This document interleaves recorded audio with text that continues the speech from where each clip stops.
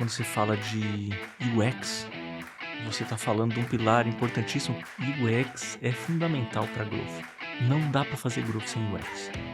Digitalmente não dá. Sem UX não dá para fazer coisas boas assim, sabe?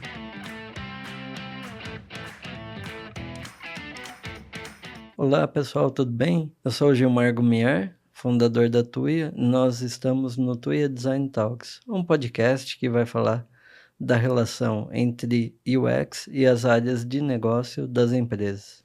Hoje o nosso convidado é o Bruno Di Veta, ele é coordenador de marketing da Serasa Experian e ele é focado em clientes de pequenas e médias empresas. Seja muito bem-vindo, Bruno. Muito obrigado, Gilmar. Prazer estar aqui com seus ouvintes aí, sua audiência. Bem, pessoal. Obrigado por aceitar o convite, pela presença. Eu agradeço. Bruno, eu vou pedir para a gente começar com sua apresentação, né? Você pode se apresentar para o público, falar um pouco sobre você? Claro. Bom, sou Bruno Di Veta, tenho mais ou menos 20 anos de experiência em marketing, sou pai de uma filhinha linda de 3 anos. O que mais posso falar sobre mim? Sou escritor também. Eu gosto demais de marketing 360, né? Eu já passei por várias funções diferentes, empreendi, trabalhei em agência de publicidade, trabalhei em empresa, vários portes diferentes. Sou apaixonado por lidar com cliente, com pessoas, sou apaixonado por negócios. Isso aí, em resumo. Muito bom. Com certeza vai ser um episódio muito interessante. Espero. E, Bruno, sobre sua formação acadêmica, né? Quais foram as suas formações? Eu comecei estudando comunicação social, publicidade e propaganda. Depois, né, por necessidade, eu fui para a gestão de projetos. Por necessidade porque estava empreendendo, né, e algumas vezes vendia um projeto que eu achava que estava vendendo por um valor bom e a conta não fechava, né? Eu gastava mais para entregar do que, enfim, longa história.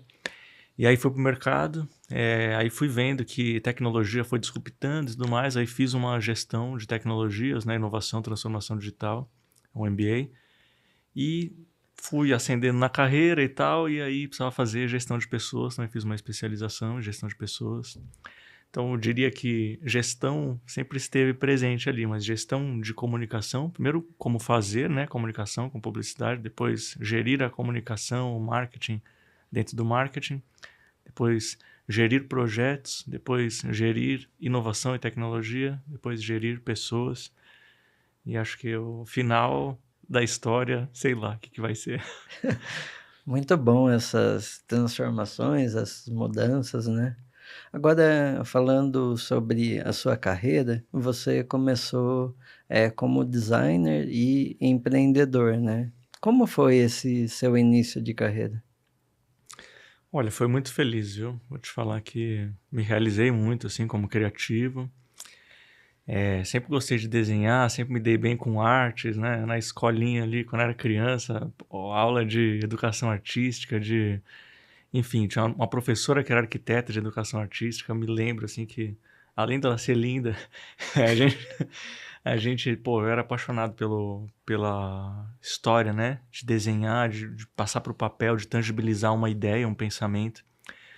Então, apesar de ter feito comunicação social, alguns amigos meus eram da parte de design na faculdade e a gente acabou se unindo. Todo mundo teve ali um primeiro, segundo emprego, estágios e tal. Eu tive estágio em criação. E aí, conforme um pegava um cliente, um saía do trabalho. E todo mundo era criação. E a gente começou ali junto, assim, sublocamos os fundos de um lugar super barato, assim. E a gente trabalhava sem camisa, porque era um calor infernal no lugar. E era uma loucura, cara. Mas a gente se divertia muito, assim. E foi um período muito de exercitar a criatividade, consumir repertório de todos os lados, assim, de arte, de moda, de tudo. E naquela época eu vivi a transição, né? Do que era um trabalho de arte como um grande impacto para o que era um trabalho de tecnologia trazendo impacto, assim, sabe? E muito bom. E depois desse início, né, como designer e empreendedor, você foi para o mercado de trabalho Sim. e trabalhou em grandes e pequenas e médias agências, né, Uhum. mais na área criativa. Como foi, essa experiência, né, como foi esse período? Maravilhoso também. Ter um salário fixo para quem é empreendedor é muito gostoso, né, cara? Você se sente bem, você se sente livre, você se sente amparado. Empreender não é muito fácil quando você não tem um negócio que tem recorrência, né? E era o meu caso, eu não sabia disso ainda antes de ir pro mercado. Então, com muita humildade, assim, destruí meu ego, olhei e falei, cara, meu negócio não tem escala, preciso aprender o que eu não sei, porque eu tô tentando, de várias formas que eu sei, chegar num lugar que eu quero e não tô conseguindo. Então, Einstein já dizia, né? Não adianta você fazer a mesma coisa e tentar atingir um resultado diferente. Sim. E aí, quando eu entrei, né, no mercado, ingressei numa agência que, coincidentemente, nós nos encontramos, né? Nesse período aí, nós temos uma relação já muito antiga, né? Fazia anos que a gente não se encontrava. E que foi uma agência que tinha inventado várias coisas, né? Tinha inventado o Web Road, que era o cara que acompanhava o artista, produzindo conteúdo e a vida digital do artista online. Tinha cases fantásticos, né? O Gilberto Gil, que era um político, e ele queria se transformar de volta em artista. E aí falaram para ele lá na agência que a gente trabalhava: então deixa todo mundo filmar seu show. Quando tinha o problema dos direitos autorais, né? Ninguém tava querendo. Cara, pessoal, pode filmar todo o meu show aí. Puf, o cara espalhou na internet, né? Novamente, ninguém nem lembra que o cara teve uma atuação política, né? E eu vivi tudo isso assim e fiquei maravilhado com os clientes, o porte dos clientes, a estratégia, a orquestração do negócio, a arquitetura do modelo de negócio, precificação, contrato, áreas que eu não conhecia, que tinham na empresa, que não tinha na minha, e que eu ficava descobrindo áreas novas e suprindo aquele gap lá e sofrendo, querendo ser o one man, one band, né? O cara que faz tudo ali e acaba não fazendo tudo super bem feito, né? Todo mundo precisa ter especialidade. Então aquilo ali, puf, explodiu minha cabeça, assim, e a agência era muito boa, tanto que foi comprada, né? Uma agência muito maior. Você sabe bem disso aí também.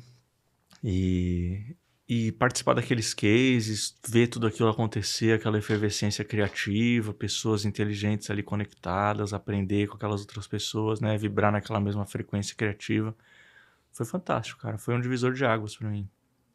Legal. E depois você também, acabou trabalhando em outras agências, né, montando times e tudo mais. Como foi? Pois é, eu tinha vivido aquela experiência de participar de uma pequena que ficou grande, startup, né? Teve investimento, teve aporte e tal, teve caras com muito network no mercado que eram da liderança, né? E conseguiram contas fortes e tal. E aí eu pensei, preciso vivenciar a experiência de estar numa multinacional e ver qual que é a diferença, né? Tava na Gruda em mim, que o Bonont Lamb, né? Que foi comprada pela Artplan. Depois fui para o Wunderman, que é o Leslie Wunderman, tinha inventado o e-mail marketing, né? Muitos anos atrás. Então, tecnologia, performance na veia, pãozinho quente, né? Vamos soltar 400 criativos aqui por semana para uma conta de varejo que vai botar 1 milhão toda sexta-feira para divulgar passagens aéreas e tal. Então, eu operei aqueles transatlânticos, assim, daquelas contas gigantescas com investimento superior a 50 milhões ano, como a Latam Airlines, né? Que na época era a TAM, teve a transição para a Latam Airlines bem ali naquele momento. Vivo, Microsoft, presença América Latina inteira. E na época que eu havia empreendido, um dos problemas, né, de fazer projetos multiplataformas, landing pages, tal, de performance, né, portais, era justamente o cliente falar, eu preciso disso aqui, só que aí você ia atrás do cliente para entrevistar ele, para fazer um briefing legal, ou falar com a equipe dele, ninguém conseguia saber o que precisava e tal. Então ali eu comecei a adquirir o dom da psicografia, né? E começava a escrever o conteúdo do site, imaginar o wireframe no papel de pão, não sei o quê. E aí eu vi nas estruturas super profissionais ferramentas sendo utilizada para isso, pessoas, redatores especializados e design system, uma série de coisas e um exército de programadores e 400 criativos, e um pega o trabalho, começa, aí volta o briefing para a criação, o cara não fica parado, daqui a pouco passa de novo o briefing pelo tráfego por um software, aí outro criativo pega e continua no arquivo que estava lá, o arquivo fonte, no lugar salvo. Então eu vi toda aquela engrenagem industrial e acabou que eu comecei como criação e produção de conteúdo, gerindo, né, times a América Latina inteira, né, community managers que estavam espalhados pela América Latina inteira, vários países, 9 países, 10 países. E então essa experiência multicultural, essa experiência de produzir conteúdo, produzir coisas para a rede social e ter o impacto disso, né? Quando eu estava no comecinho, o algoritmo era poderosíssimo, né? Era 100% de algoritmo, então você fazia um post, alcançava muita gente, um conteúdo só, explodia. Daqui a pouco foi fechando a torneira, virou plataforma de mídia. Daqui a pouco você tinha que anunciar para ter alcance. E tinha que fazer muito conteúdo em vários idiomas, em várias plataformas e tudo mais. E orquestrar tudo isso era um transatlântico, né? Então você tinha que realmente ter muita musculatura para fazer. Aí na Underman a gente chegou a fazer um negócio que chamava Content Factory. Produzia 1.500 posts por mês, muita coisa orgânica, pouco anúncio ainda na época. E foi transformando, né? Foi virando cada vez mais qualidade, menos quantidade, cada vez mais investimento em mídia, super específico, né? Granular. E aí eu passei de um lugar que eu ajudava a redigir, de editor-chefe, por assim dizer, né? E gerente de equipe de redatores e gente que gerava interação e relacionamento em redes sociais, que era muito trabalho que a gente tinha vivido lá atrás, né? Na agência menor, para um lugar de gestão de pessoas e orquestração de processos e estabelecer disciplina de criação e garantir satisfação do cliente para reter a conta, para fazer upsell e cross-sell e escalar investimento e tudo mais, uma visão muito mais negócio, publicidade, negócio da comunicação. E foi gratificante. Descobri que eu aprendi por osmose várias outras disciplinas. Então eu cuidava de uma operação de media performance gigante. E aí um belo dia, depois, qual que era o problema, né, das grandes que eu descobri na veia, assim. Se você perde um cliente numa concorrência, aquela sua carreira que você estava nutrindo ali, trabalhando até a meia-noite e tal, todo dia, não sei o quê, voltando de trem, se matando, sua carreira desmorona e seu cérebro vai pro ralo, assim, e derrete. Você fala, caramba, cara, e agora? E agora? Minha vida acabou, cara. Fiquei aqui 3 anos me matando nisso aqui, pô, agora eu achei que eu ia virar sócio dessa empresa. Não, pô, vocês perderam um cliente ali de 50 milhões e tal, a empresa enxuga, que é um organismo vivo, né, que se junta, se compra uma, compra outra e tal, e o negócio prospera e quem está em cima na liderança é imortal, né? Então a pessoa está sempre ali encontrando meios de se ressignificar, de se reinventar, de transformar, porque ela tem a visão do quebra-cabeça inteiro montado, né? E quem está nas camadas, né, nas outras camadas da empresa não consegue ter, não pode ter. Então foi incrível ter visto aquilo. Foi incrível ter visto os contratos, as regras dos contratos, a forma de lidar, a forma de montar negócio e tal. Aí era uma época ali, crise Dilma e tal, naquele período. Me lembro que estava mais difícil arrumar emprego do que arrumar cliente naquela época. E aí eu tava desempregado e tal, falei assim, pô, vou atrás de cliente, né? Já sabia fazer isso, porque quando eu tava no comecinho ali de carreira, empreendi na raça e tal, né? Era um caçador, era um sniper. E fui, arrumei alguns clientes e alguns deles eram clientes antigos meus, de 10 anos atrás, que já tinham ficado gigantes, estavam faturando mais de 1 milhão por mês e tal. E eu que tinha feito a marca dos caras, o site, o isso, aquilo, estratégia de growth. E, pô, posso fazer algum trabalho aí, freelancer? Bruno, vem agora aqui, cara, pra já. E aí comecei a montar a agência de publicidade em estrutura industrial, eram clientes indústria. Fiquei ali um tempo naquilo, pô, coloquei de pé e-commerce, aí foi ali que eu comecei a vestir o bonezinho do cliente, assim, de leve, né? Eu ainda era muito agência de publicidade, ainda era muito executar, como executar uma estratégia, uma operação de comunicação robusta e como trazer impacto e mensurar resultado disso, comprovar resultado e gerar upsell e fazer o ciclo se retroalimentar. E aí aconteceu que os empresários, né, que são muito bons, eles também são aviões, né? Eu tinha uma parte que eu ainda não conhecia, que era estar muito blindado juridicamente.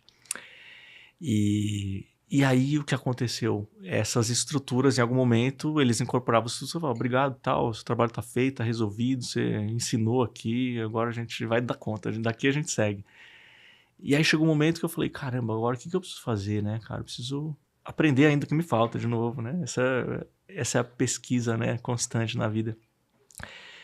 E aí eu comecei a prestar consultoria para estúdio de design, para ganhar concorrência, comecei a testar, comecei a escrever, comecei a fazer um monte de coisa. E apareceu um emprego para cobrir uma licença maternidade na Alelo, que era uma cadeira de mídia performance, uma especialista de mídia performance. Tava, né, para ser mamãe, uma pessoa muito querida. E aí falaram, e aí, Bruno, topa? Falou assim, ó, eu diretamente eu nunca operei. Nunca fui eu que liderei, né, a agência e tal, mas topo. Bora, né, vamos fazer. É nessa fase que aí você fez, suavemente, fez uma transição para o mercado corporativo, né? Perfeito. E atuando mais no começo como mídia, depois como marketing, né?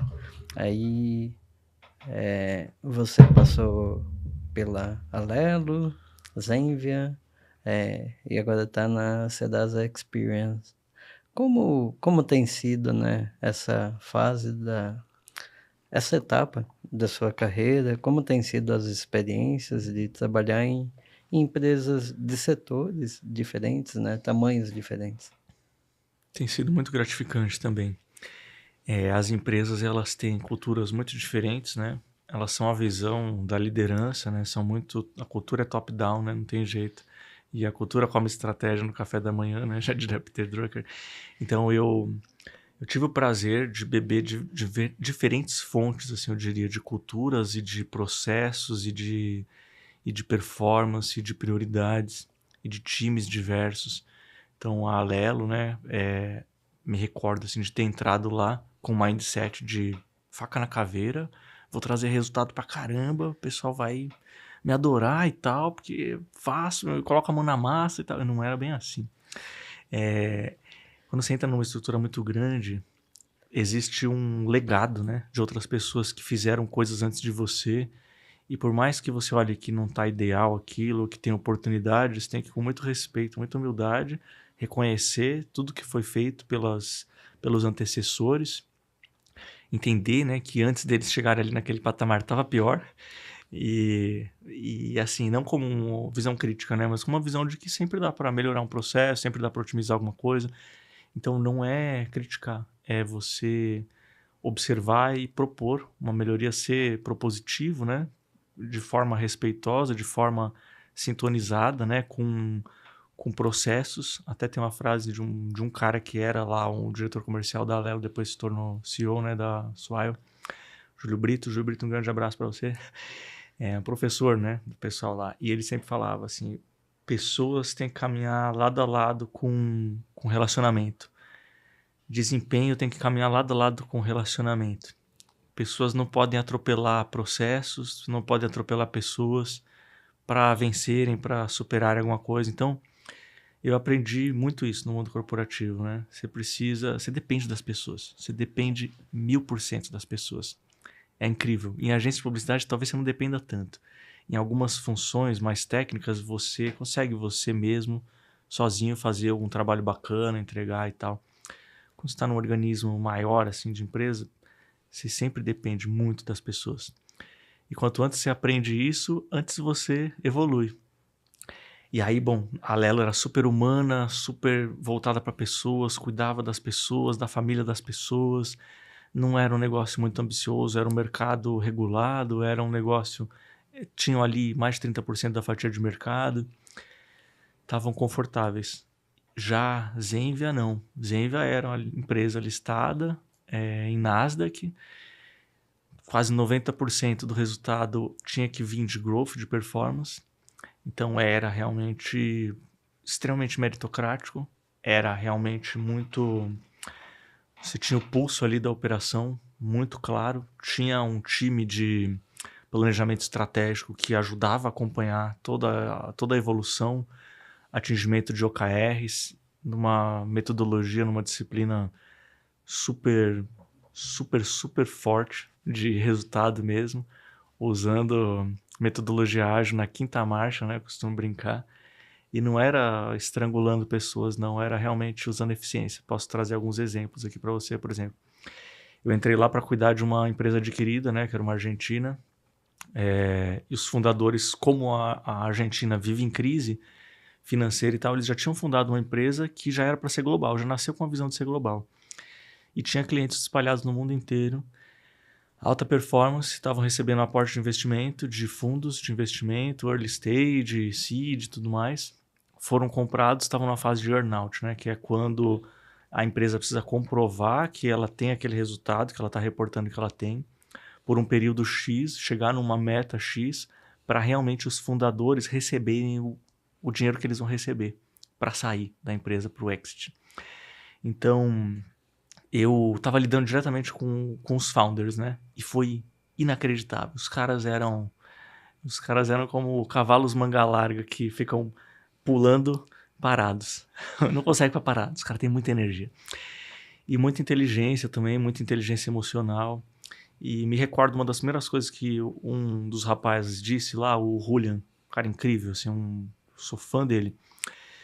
Ele falou assim, quando a gente se comunicar, não precisa falar, oi, bom dia, tudo bem, como é que você tá? Não precisa pedir por favor. Manda uma mensagem, pá, não sei o que lá. E ele falava isso com todo mundo. E só esse exemplo besta, isso aí economizava horas de produtividade no ano. Absurdamente horas. E metodologias diferentes, assim, um formato de reunião específico, coisas que eu venho tentando replicar e nunca mais consegui. Por barreiras culturais, por ideologias, por vieses. E tá tudo bem. As pessoas são assim, as pessoas acreditam, né? O que elas acreditam, elas estão apegadas ao que elas já viveram. Mas eu sei que a Zenvia havia investido milhões para absorver essa inteligência, não só do software que ela adquiriu, mas também essa cultura, esse aculturamento ágil, eficaz, maravilhoso. Depois de lá, fui para a F-Câmara, que estava fazendo o mesmo movimento da Zenvia, adquirindo empresas e se internacionalizando, com a vantagem que eu já tinha visto esse filme, Eu Vim do Futuro. E aí, cara, foi demais também. Até estava aqui no estúdio, vi um livro aqui do Fábio Câmara. O Fábio Câmara é o fundador, né, da F-Câmara. E como que esses caras começaram? Ele era ex-Microsoft, um super executivo, um cara inteligente, descobriu que ia faltar programador no mundo e que já tinha ali, ele falou, vou fazer uma escola de programadores. Fez uma escola, um curso de formação, um monte de mão de obra de programadores, vou alocar headcount nas empresas, vou terceirizar a mão de obra. Então, se a gente falar dos 10 maiores varejistas brasileiros, 9 são clientes dos caras. E eu queria ver esse bicho do e-commerce, do marketplace, eu queria ver essa alavancagem de vendas, de receita, 360 graus, queria vivenciar isso empiricamente para aprender e nunca mais esquecer. Então, na F-Câmara tive o prazer de ter contato com isso. Time coeso, assim, altíssima performance, muito, muito legal. Lilian, que foi minha ex-líder, assim, uma mulher, mão de ferro, fortíssima, uma gênia também, de negócio, de gestão, de uma força, assim, tremenda, sabe? Um exemplo. Então, eu comecei, sempre admirei muito meus líderes, né? Apesar de não concordar muito com alguns, porque eu tive esse problema, entre aspas, né? De ter sido empreendedor também e ter uma visão e falar, poxa, mas por ali eu também sei que aquilo ali vai dar certo. Tem uma caixa de ferramentas que às vezes o mundo corporativo não tem muito. Quem trilhou uma carreira normal, linear, né? Convencional. Você tem também por ser empreendedor. Então a gente tem um senso crítico aguçado, né? Mas eu comecei a admirar mais as minhas lideranças na medida que eu fui ascendendo na carreira e na medida que eu fui me autoconhecendo e pesquisando, encontrando coisas que tinham a ver com o que eu mais gostava e com o que eu mais queria aprender e tal.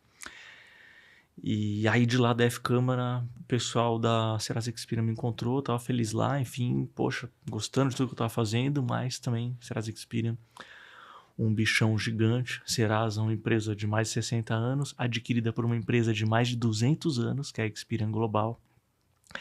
E como uma empresa dessa consegue ser tão longeva, né? Como consegue se reinventar tanto e fazer fusões e aquisições e inovar tanto e ser um tremendo de um banco de dados maior da América Latina, quais as possibilidades desses cruzamentos de dados, todas essas histórias me maravilharam e eu falei, quero ver, quero entender o que eu posso aprender nisso aqui, né?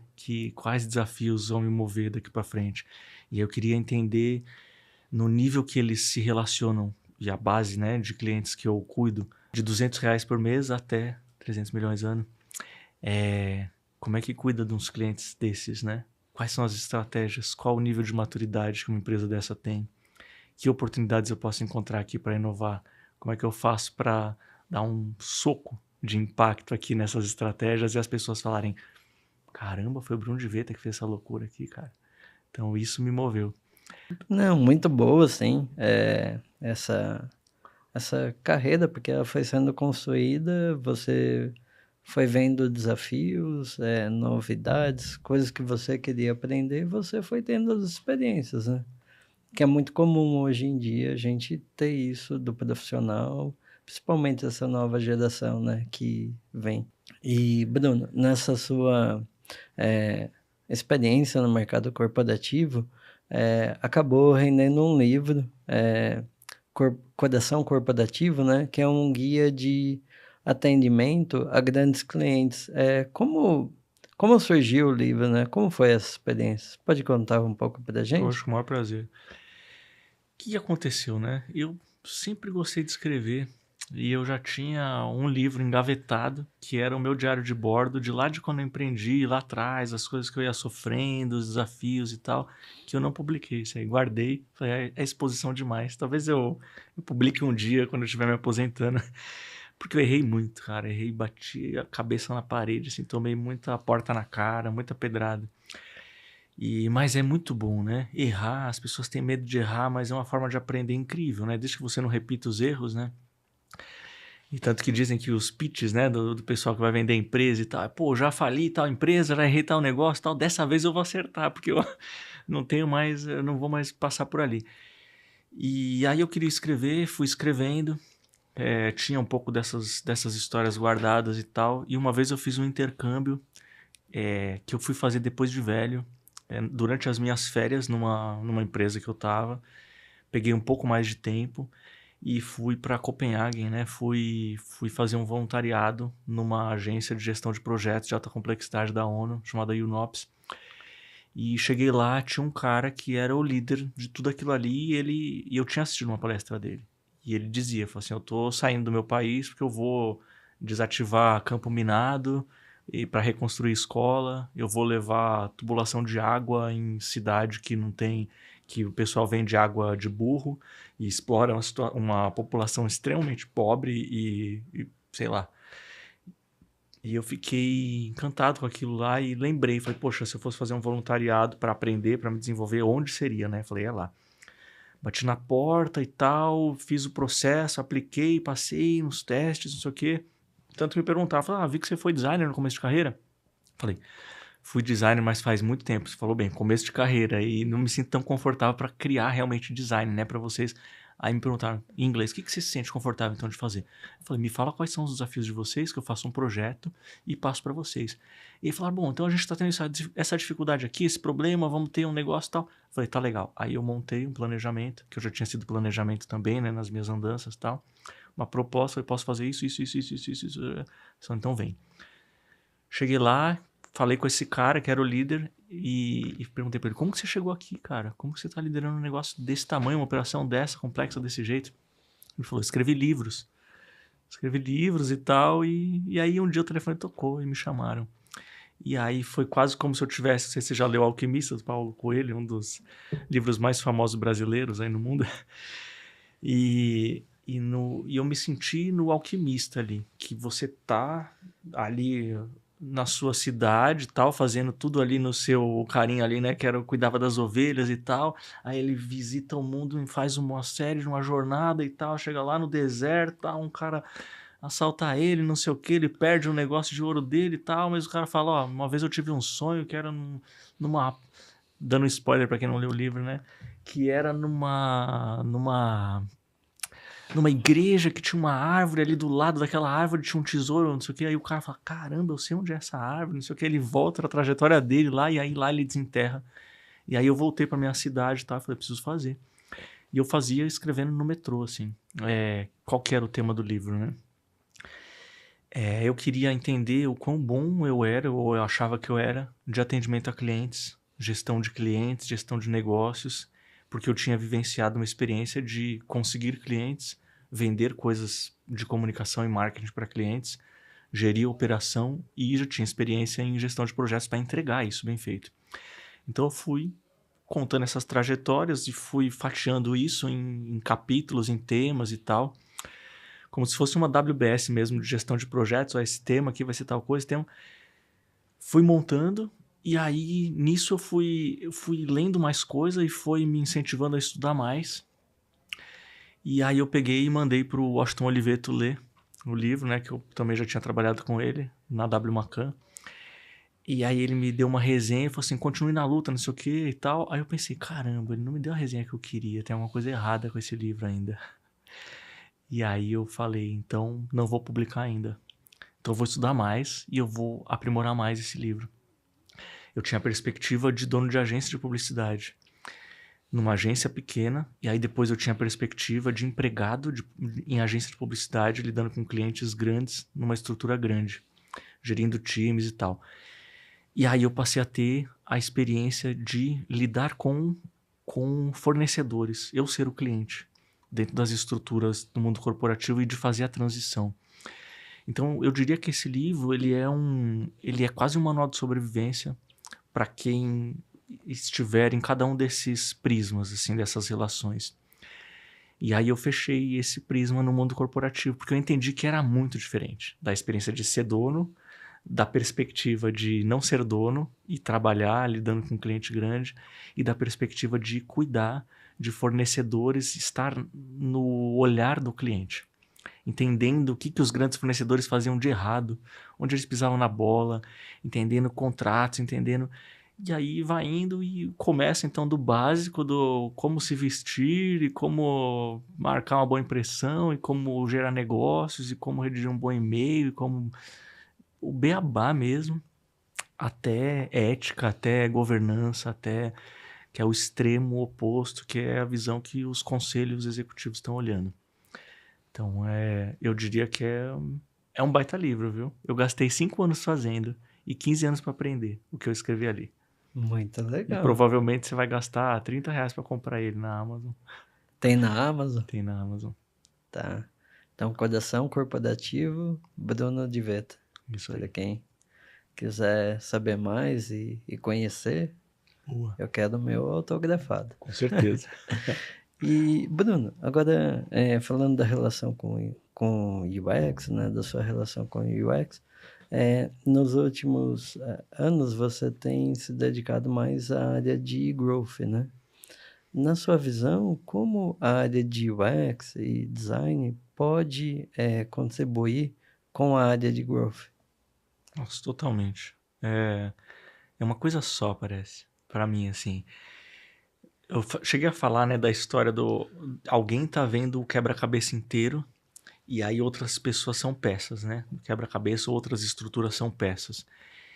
E growth, eu diria que é o quebra-cabeça inteiro, né? Que é o endgame dos negócios. É você prosperar, você gerar valor, você ter uma margem boa para o seu negócio, né? Porque dinheiro, lucro, não é a razão de existir das empresas, mas é como se fosse o sangue ou o oxigênio dentro do seu corpo. Você não vive sem. Não é a sua razão de existir. Você não vive para ter sangue, não vive para fazer sangue, mas você não vive sem. Então, o growth ele vai te trazer ali lucratividade, crescimento, solidez, robustez, longevidade, dentre uma série de outros objetivos necessários para as empresas, né?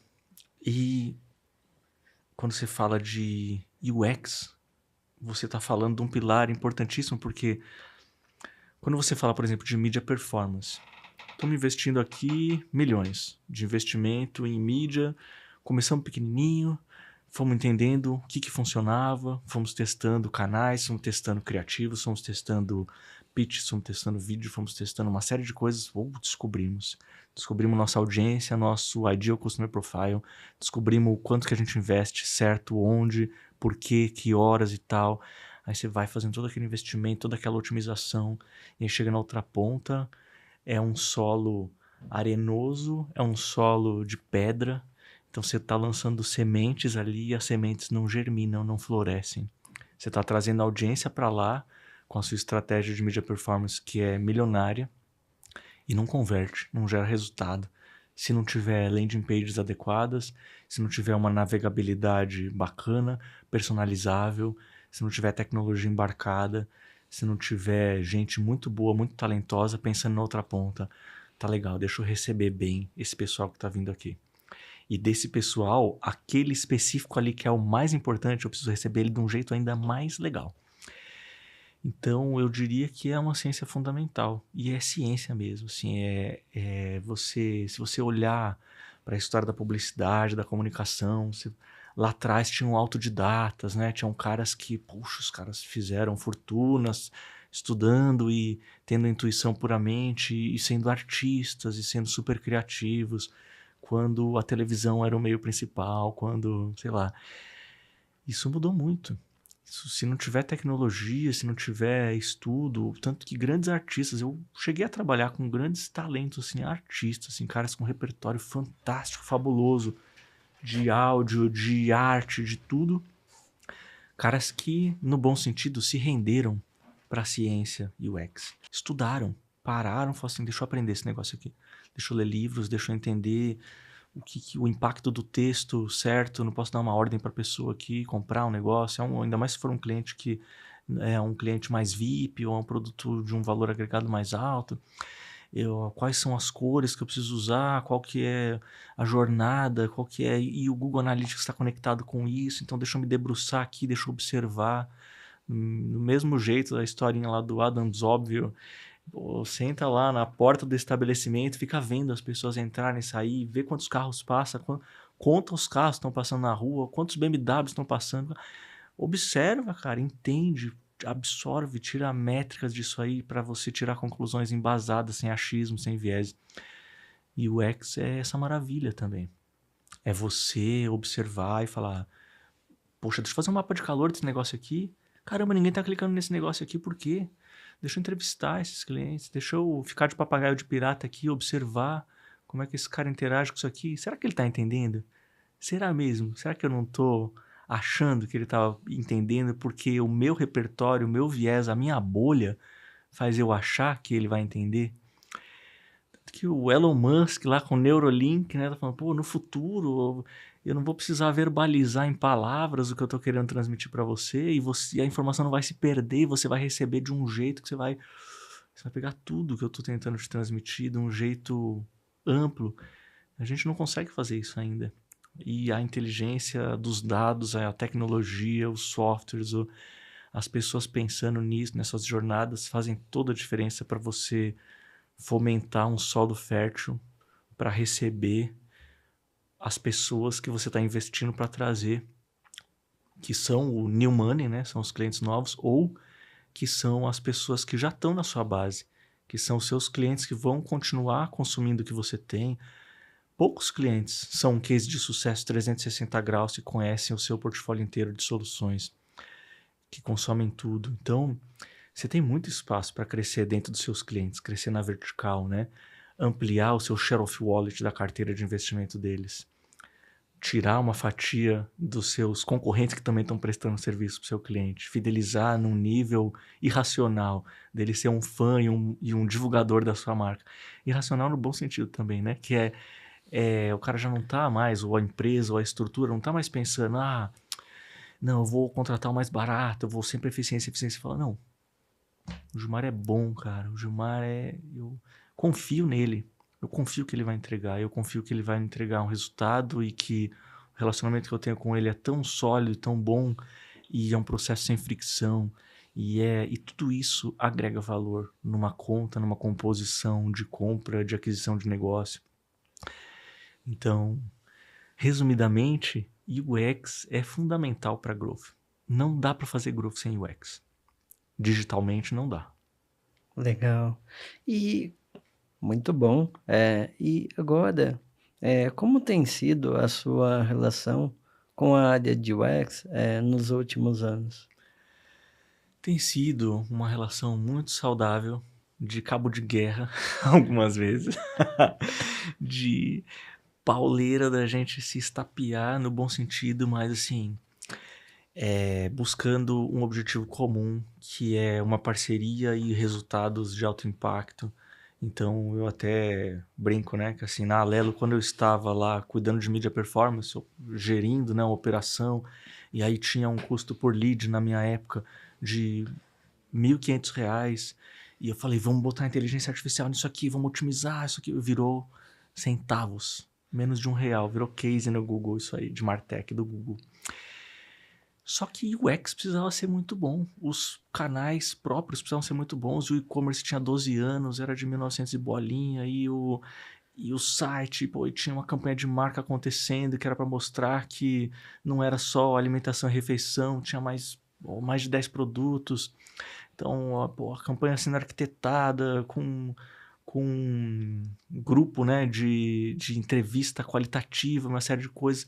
E eu sempre batendo na porta lá do pessoal do site. Pessoal, como é que tá esse roadmap aqui? Não, vamos otimizar esse negócio aqui, ó. Tem essa funcionalidade, vamos subir para a primeira dobra essa parte. Deixa eu ver o mapa de calor, deixa eu ver aqui o Hotjar, não sei o quê, porque minha campanha tá não sei o que lá. E aí, um belo dia eu falei assim, caramba, Bruno, vem pra cá, meu. Vem cuidar dessa parte aqui também, pô. Então, já que, né, você tá sempre provocando, trazendo e tal, né, traz até o porco frame aqui desenhado já do que é pra fazer.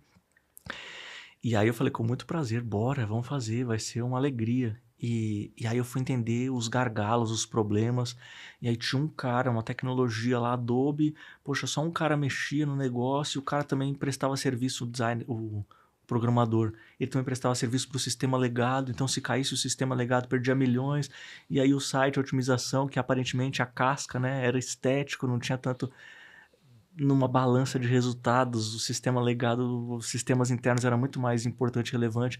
Aí eu exercitei ali minhas habilidades de negociação com as lideranças e falei assim, me empresta o cara aqui, me empresta o Pieroni para fazer uma war room e a gente vai zerar esse roadmap que tá há mais de um ano aqui parado com 50 iniciativas. Bora, vamos fazer.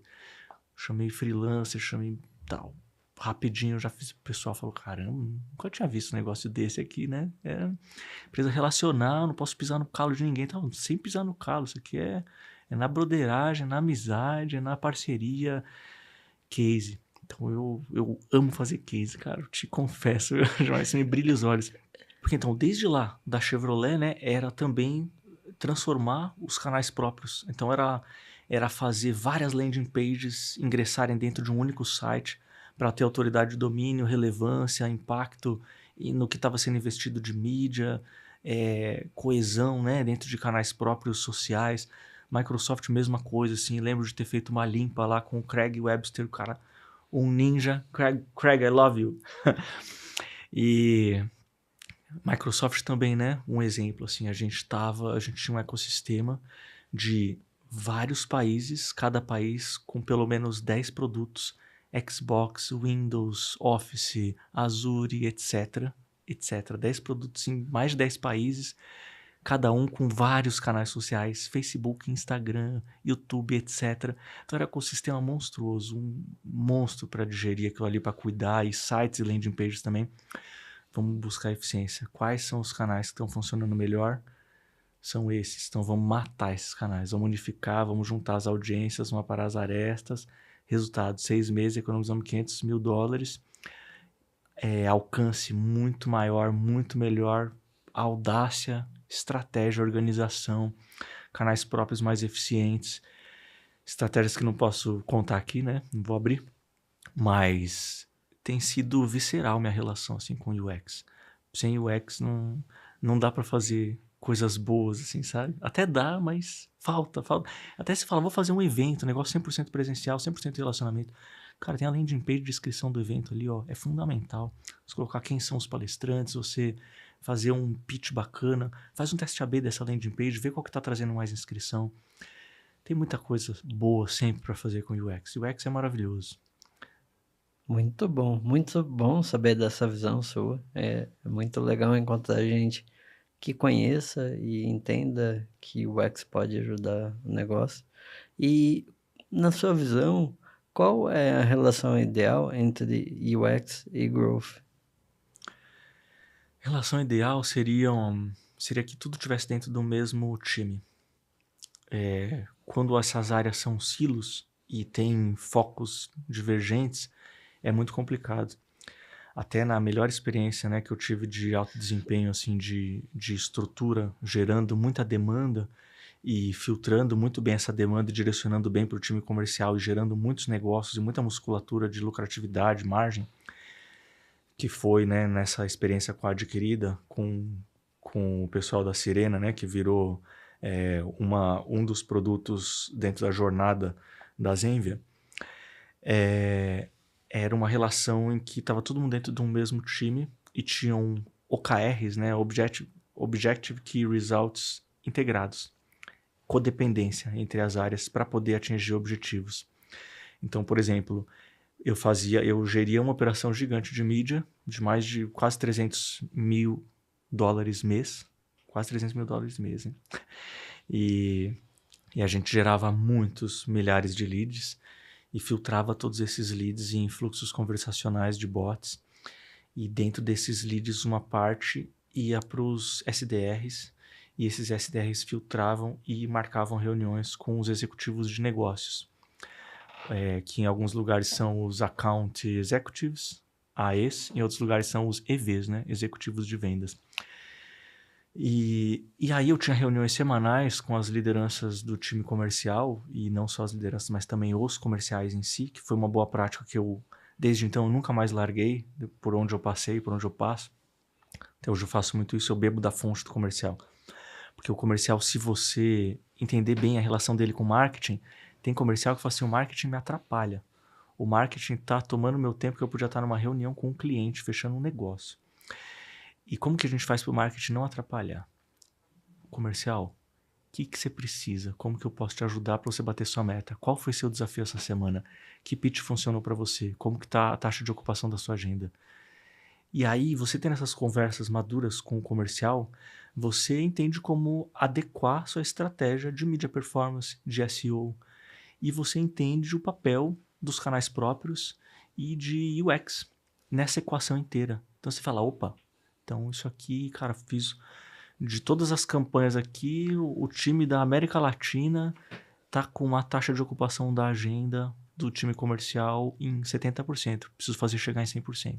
Capacidade máxima.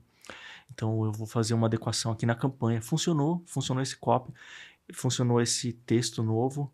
Deixa eu pedir uma consultoria pro Google. Tô investindo grana pra caramba no Google. Bate na porta do Google. Cara, me ajuda a melhorar isso aqui, cara. Eu tenho uns especialistas aqui, o negócio vai entrar num programa de otimização, não sei o que lá. Vou te dar uma aula aqui, deixa eu analisar aqui seus canais, não sei o que lá, tal. Faz isso aqui, ó. Vou fazer. Aí eu fiz pra América Latina. Brasil, a gente acabou de fazer isso aqui pra América Latina, deu certo, vamos replicar todo o nosso ecossistema. E assim vai, e uma coisa retroalimenta a outra, e um ambiente de aprendizagem. Então, conversando sempre com o time de UX e outra. O time que tá contigo é muito especializado, são pessoas boas, são pessoas interessadas, são pessoas apaixonadas pelo que fazem. Então, escuta ativa. O que a gente pode propor de teste essa semana? Que teste a gente vai fazer? Que ferramenta nova a gente vai contratar? Como que a gente vai replicar o que a gente aprendeu? Como a gente vai mensurar? Como a gente vai reportar essa história? Que problema cabeludo a gente tem aqui para resolver, que ninguém está conseguindo resolver? Vamos transformar isso aqui num business case? Vamos pedir um dinheiro? Vamos reportar depois essa história? Vamos transformar isso num case de sucesso? Não estamos conseguindo vender. Pô, é uma venda complexa. É um cliente, dentro da sua pirâmide de clientes, é um cliente mais difícil, mas proporcionalmente mais rentável também. Que cliente bom eu tenho disso aqui? Vamos fazer um case de sucesso com esse cara? Vamos divulgar essa história? Vamos, então...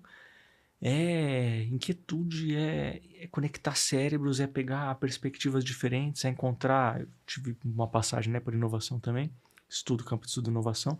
Inovação, normalmente, ela é zonas cinzentas, né, entre duas áreas. Você tem duas áreas tem uma bola quicando ali no meio, nenhum dos dois está pegando, aquela zona cinzenta ali é oportunidade de inovação, junta aquelas duas disciplinas, junta aquelas pessoas. Muito legal. Muito legal essa visão, eu também, assim, acredito nisso.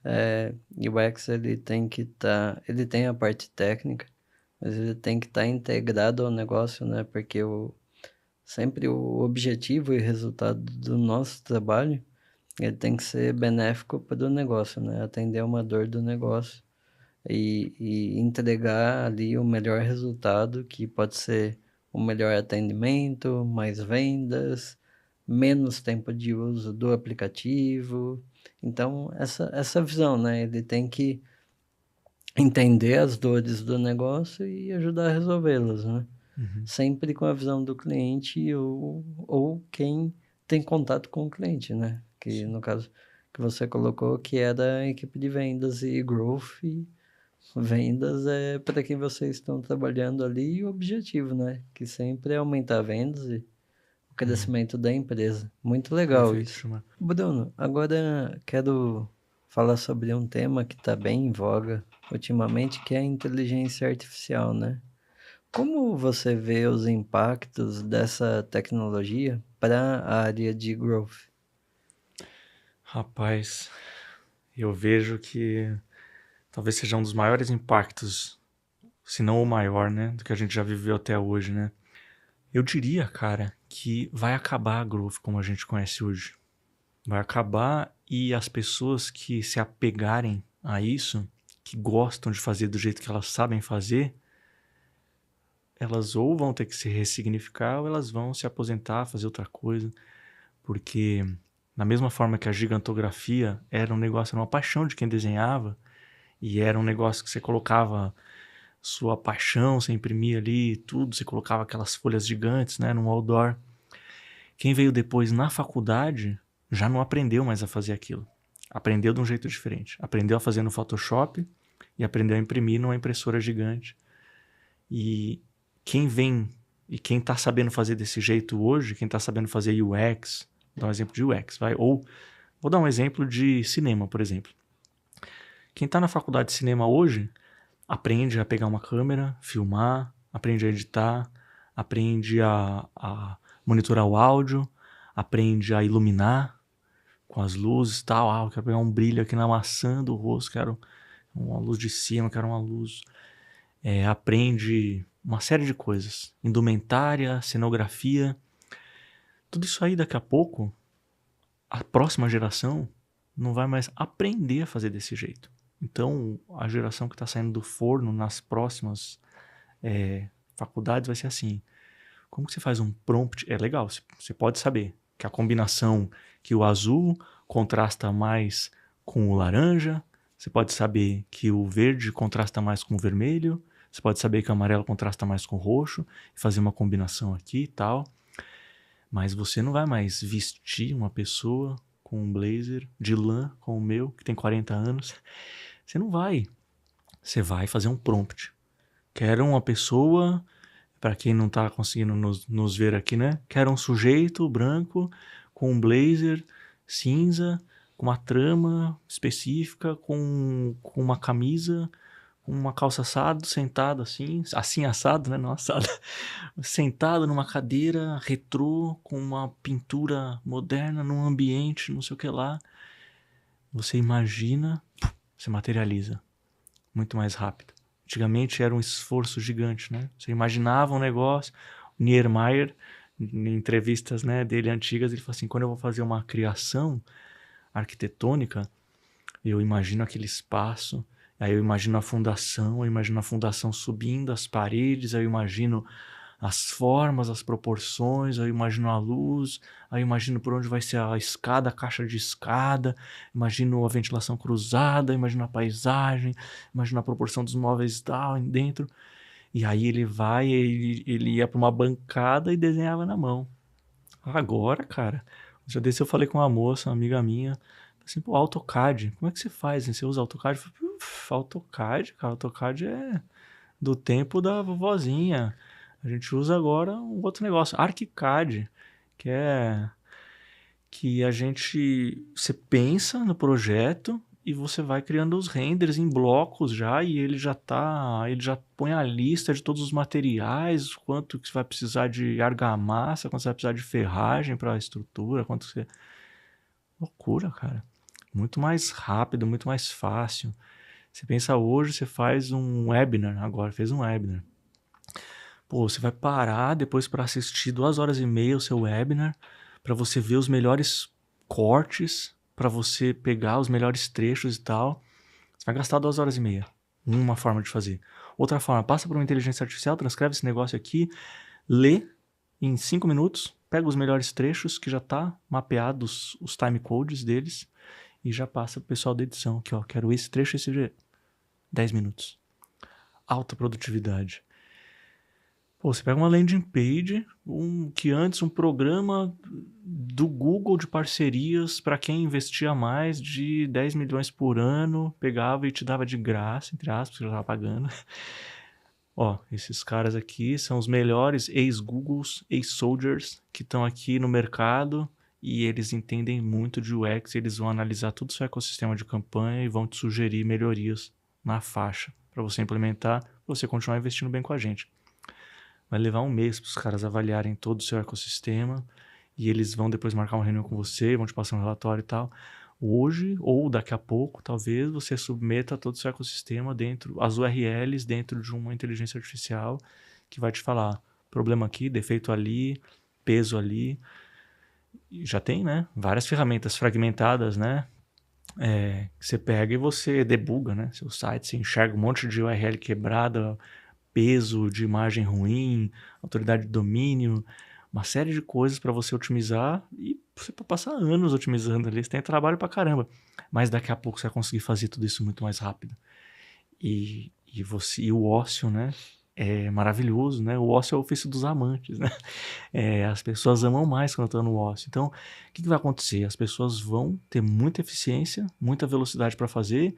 Duas coisas vão acontecer aí, de acordo com o Domenico de Masi, né? A última obra dele antes de falecer. Ou elas vão ter um estilo de vida mais frugal, vão gastar menos, vão se importar menos com, vou consumir pra caramba, vou ganhar mais, e vão ter mais tempo livre, vão dividir funções, porque vai precisar de menos pessoas para ocupar essas funções. Ou essas pessoas vão virar hiperprodutivas e vão fazer 100 vezes mais do que elas faziam. Como acontecia na época do advento do e-mail. Poxa, antigamente era por fax que o pessoal se comunicava. Era demorado, era um processo. Ninguém tinha celular, você não achava as pessoas e tal. Hoje em dia não, alta produtividade, muita mensagem, as pessoas estão multicanais. Tem o WhatsApp, tem um Teams, tem um Slack, tem um monte de coisa pra você falar com a pessoa. E daqui a pouco isso dá um novo salto. E quem não gostar ou não se adaptar, simplesmente vai abrir espaço para quem está aprendendo já a fazer desse jeito, não sabe fazer de outra forma. Então as pessoas vão realmente, pegar o Runway, vou fazer um vídeo incrível aí que eu gastaria milhões para fazer. Abertura de câmera numa câmera Red ferrada, com uma equipe gigante no set de filmagem, fazendo investimento gigante para atores e tal. Não, tudo isso aí enxugou. E o que as pessoas vão fazer com esse novo recurso agora, né? Eu fico me perguntando isso. E aí eu me fundamento numa frase, né, do Jeff Bezos, que ele fala assim: observa o que pode ser que não vá mudar nos próximos 10 anos. Porque mudar, tudo vai mudar, cara. Tudo vai mudar. Mas o que não vai mudar, será? Então eu fico me prendendo a isso. Como eu já vi algumas ondas de transformações, né? Com o advento do Orkut, nas redes sociais. Na minha época de empreendedor, era um esforço hercúleo fazer um portal para a Força Aérea Brasileira, cheio de tecnologia, cheio de integrações sistêmicas e o caramba. E eu descobri que dava para ganhar dinheiro muito mais fácil mexendo com redes sociais. E agora eu tenho certeza que dá para ganhar dinheiro muito mais fácil mexendo com inteligência artificial. Então o futuro, cara, com toda certeza, envolve muito a inteligência artificial generativa, as pequenininhas, específicas, e a gigantona, que vai integrar tudo e vai virar um oráculo gigante. Então tem uma grande oportunidade aí para quem quiser mergulhar, para quem tiver um pouco de foco, disciplina para se desenvolver nessa frente. E eu tô fazendo, tô adorando. Muito legal. E, Bruno, agora a gente está caminhando para o final do episódio, né?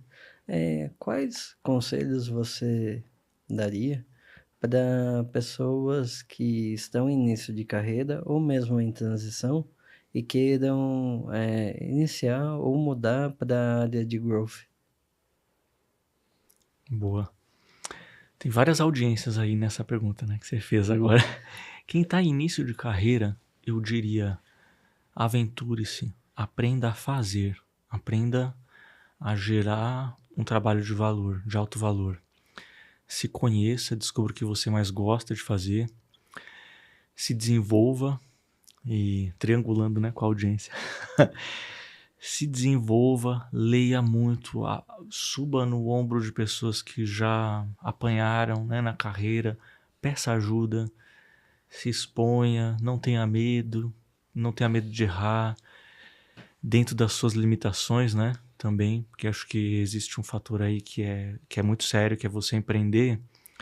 Você conhece o seu calo, né? Você sabe o quão fundo é o seu bolso, né? Se você tem recurso ou não. No meu caso, não tive recurso quando eu empreendi com os meus amigos. Então, a gente fez um formato bootstrap, né? A gente pegava um cliente, aquele cliente era suficiente para pagar o equivalente a um salário e a estrutura. Beleza, então vamos empreender. Aquele outro ali foi aumentando a equipe e tal. Daqui a pouco chegou, a gente tinha uma equipe. Tem gente que não, tem gente que pega e fala, vou botar milhões nesse negócio aqui, dinheiro da minha família, dinheiro de origem maravilhosa, e vou chegar no break-even. Vou fazer uma hora essa conta que tá no vermelho ficar no azul. Uma hora ela vai chegar. Já nasce grande, né? Já economiza tempo, né? Um dono de umas Casas Bahia chega no Brasil e, pô, tinha um mascate lá que tinha mais de 200 clientes numa carteira de vendas porta a porta e o cara pega e compra aquela carteira de mais de 200 clientes. Compra anos, décadas da vida de outra pessoa que outra pessoa está investindo ali. É o capital, né? O poder do capital.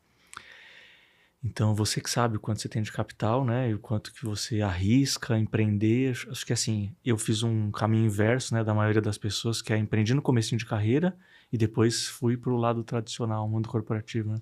As pessoas fazem o inverso, né? Fazem uma trajetória linear e tal, e depois chegam lá na frente e empreendem. Não tem caminho certo nem errado, descubra o seu caminho. Acho que essa é a dica que eu daria para pessoa comecinho de carreira. Quem está querendo migrar, conversa com quem migrou, entende as diferenças dos ambientes, entende a diferença das regras do jogo. São regras diferentes. Em agência de publicidade, em estruturas menores, prestação de serviço, você pega o camarada que está do seu lado ali, que é seu brother, fala, pô, vamos alugar um chroma key, vamos fazer um negócio muito louco aqui, um negócio diferente, vamos filmar, vamos editar, vamos a gente mesmo aqui. Se fizer isso no mundo corporativo, os caras te matam, porque... Não, pô, porque tem uma área específica que faz esse negócio. Não, porque se fizer você mudar essa tecnologia, não, porque tem o software que a gente contratou que já tem que ser esse aqui, não, porque tal, não, porque a regra, não, porque fala com brand, não, porque fala com compliance, não, porque alinha com... Faz um due diligence desse fornecedor aí, faz um... Meu, cara, vê qual que é o risco jurídico disso aqui e tal. Então, as amarrações são muito maiores, porque você tem... Essas grandes empresas têm muito a perder.